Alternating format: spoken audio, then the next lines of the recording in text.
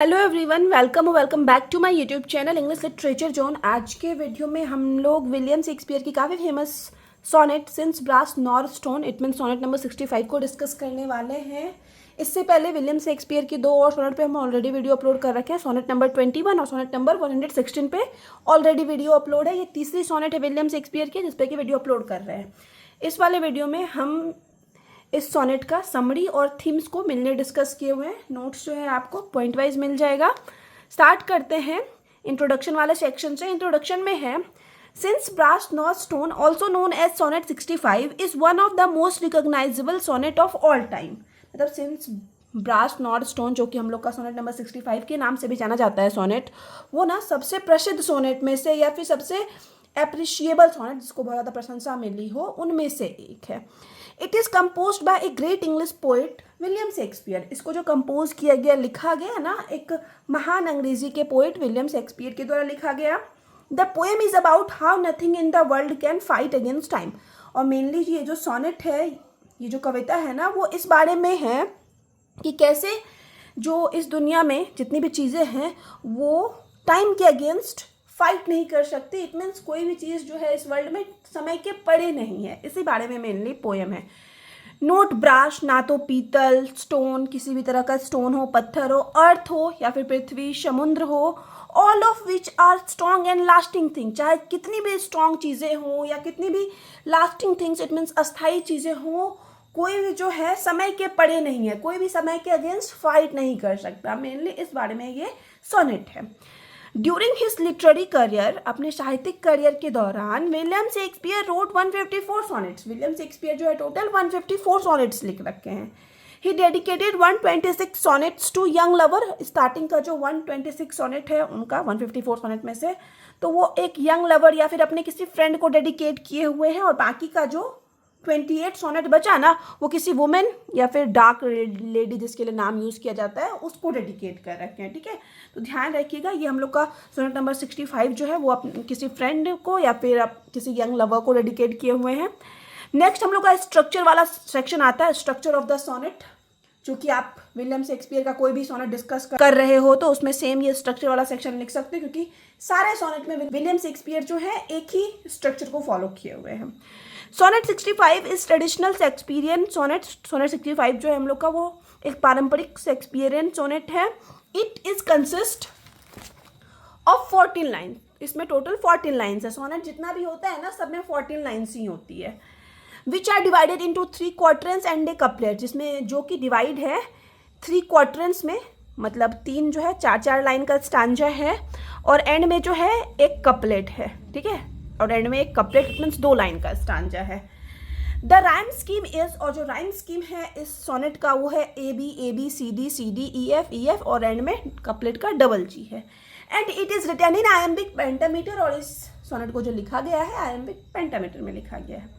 About the title, अब title के बारे में थोड़ा सा पढ़ लेते हैं। ये टाइटल वाला भी आप किसी भी सोनेट को डिस्कस कर रहे हो विलियम शेक्सपियर के, तो सेम टाइटल वाला सेक्शन यूज कर सकते हो अपने सोनेट के according.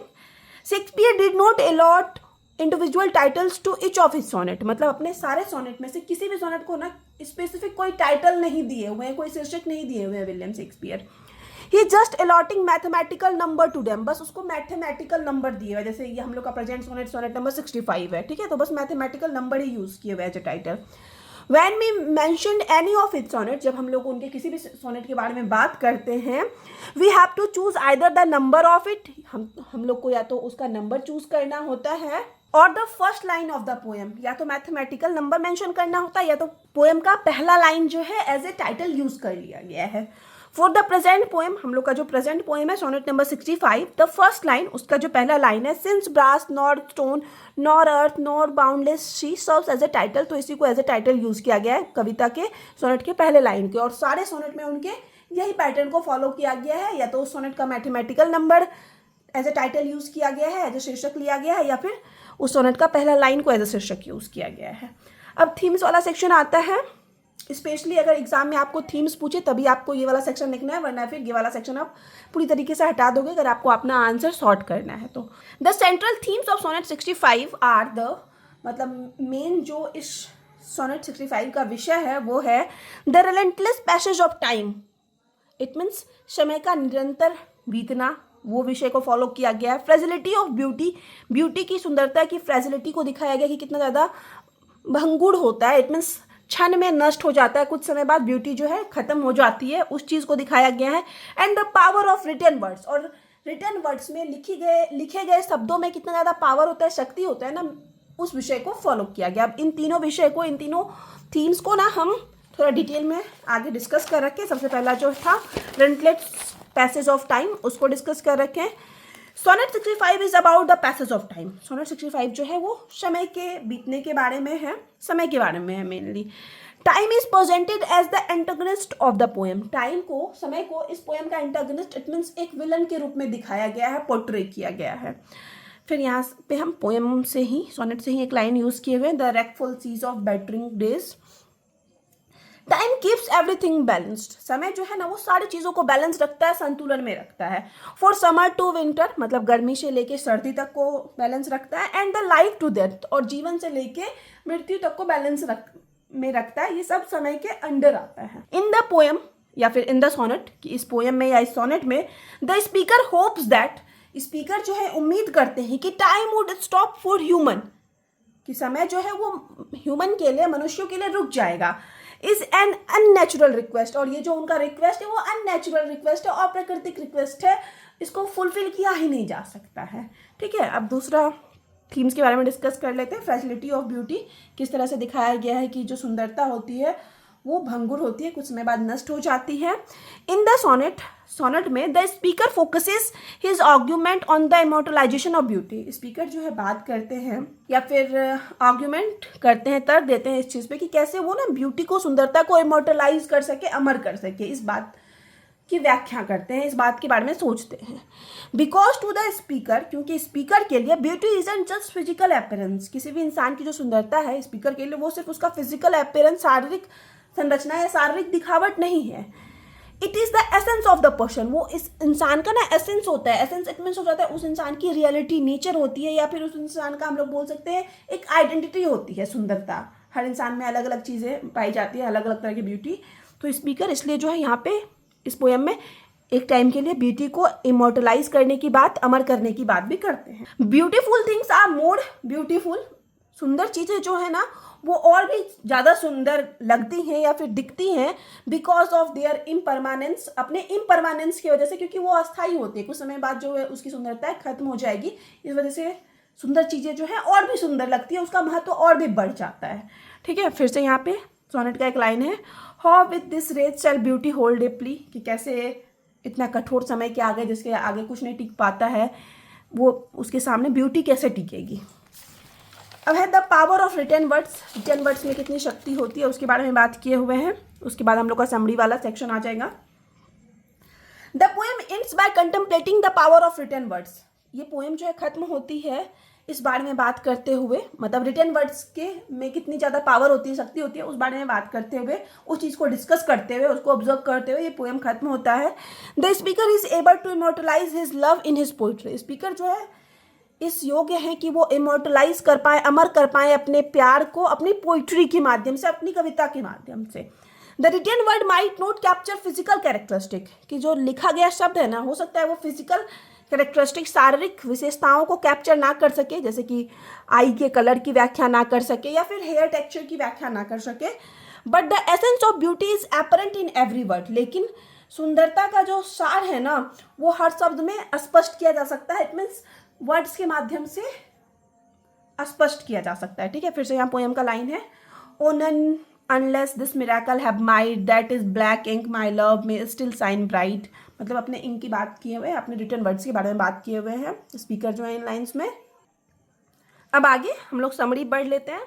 In the first quatrain of sonnet 65, मतलब सोनेट 65 के पहले क्वार्टरन में या फिर पहले स्टांजा में, the speaker returns to the subject. Speaker जो है उसी सब्जेक्ट पे वापस आते हैं that he expressed in the previous two sonnet. अपने पहले के 2 सोनेट में जिस सब्जेक्ट को डिस्कस कर रखे हैं ना, जिस विषय को डिस्कस कर रखे हैं ना, उसी विषय को फिर से सोनेट नंबर 65 में भी डिस्कस करते हैं। विद इन दोज पोएम, उन पोएम्स के अंदर, उन सोनेट्स के अंदर, as well as within this one, और साथ ही साथ इस कविता के इस सोनेट के अंदर भी Shakespeare deals time old age and beauty. Shakespeare जो है मेनली किस बारे में बात करते हैं, किसकी व्याख्या करते हैं? टाइम के बारे में, ओल्ड एज के बारे में, या फिर ब्यूटी इट मीन सुंदरता के बारे में बात करते हैं।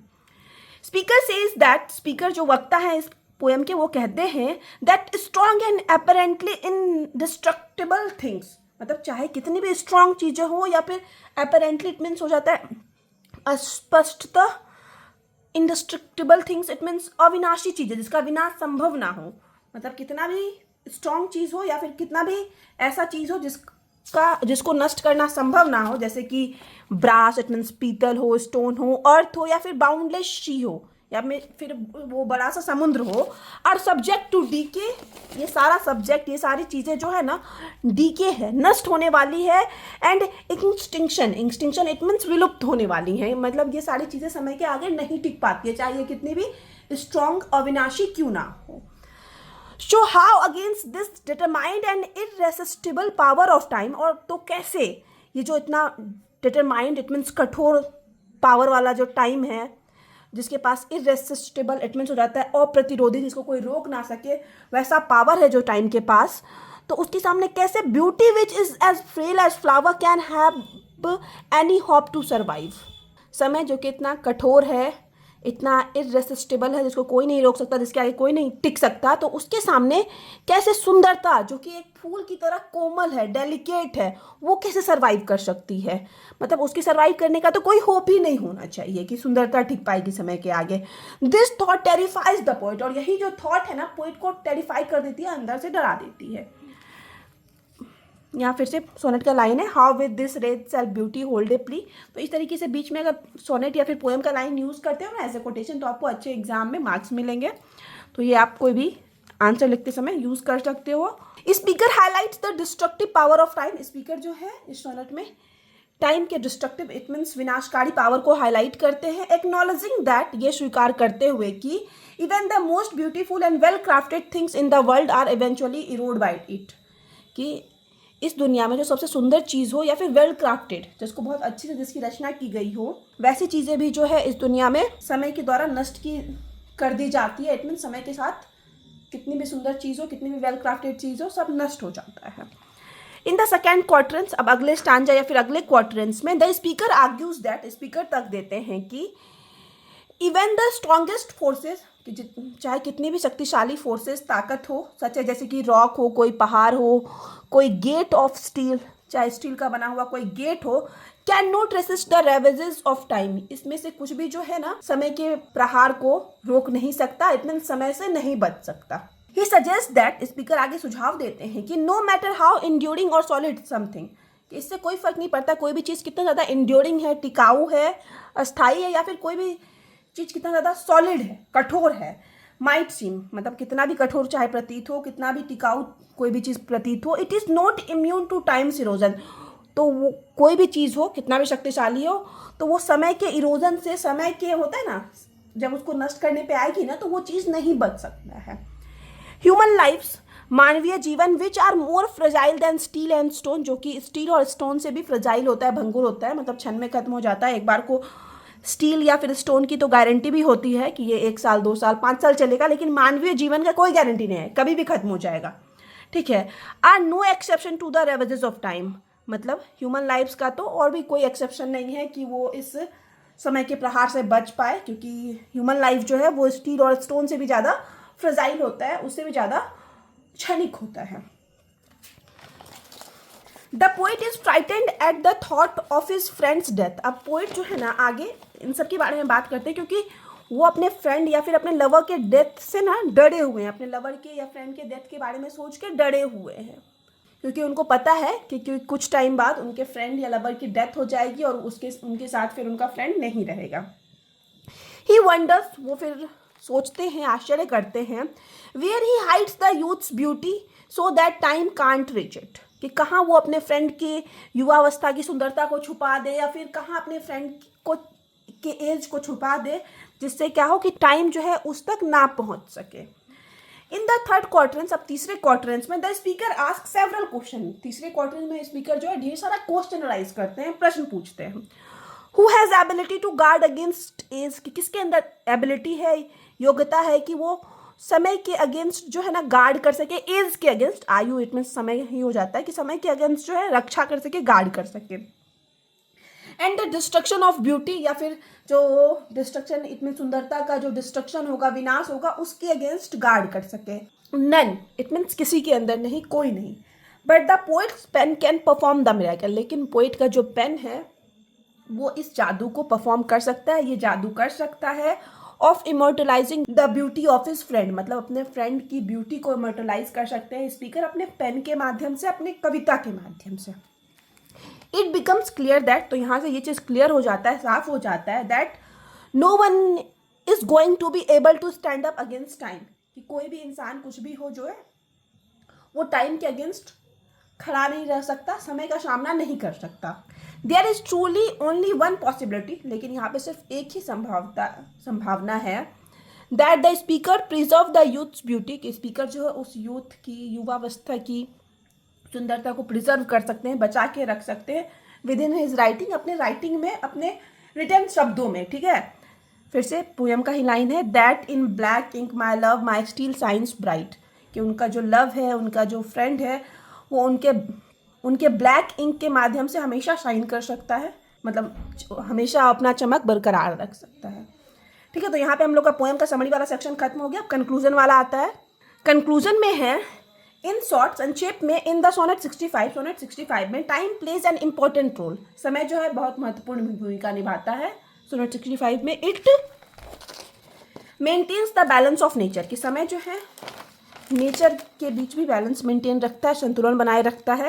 It teaches us, it means ये जो पोएम है, ये जो सोनेट है, ये हमें सिखाता है that nothing can stop time, कि कोई भी चीज़ हो वो समय को नहीं रोक सकता, from destroying physical beauty, physical beauty को डिस्ट्रॉय करने से, फिजिकल ब्यूटी को खत्म करने से, मतलब शारीरिक सुंदरता जो है खत्म हो ही जाएगी समय के साथ। Beauty can be immortalize emotionally, beauty को इमोर्टलाइज किया जा सकता है, अमर किया जा सकता है इमोशनली, भावनात्मक रूप से, in the written words, it means लिखे गए शब्दों में, और थ्रू पोइट्री, या फिर पोइट्री के माध्यम से, कविताओं के माध्यम से। ठीक है, तो यहाँ पे हम लोग का नोट्स वाला सेक्शन खत्म हो गया।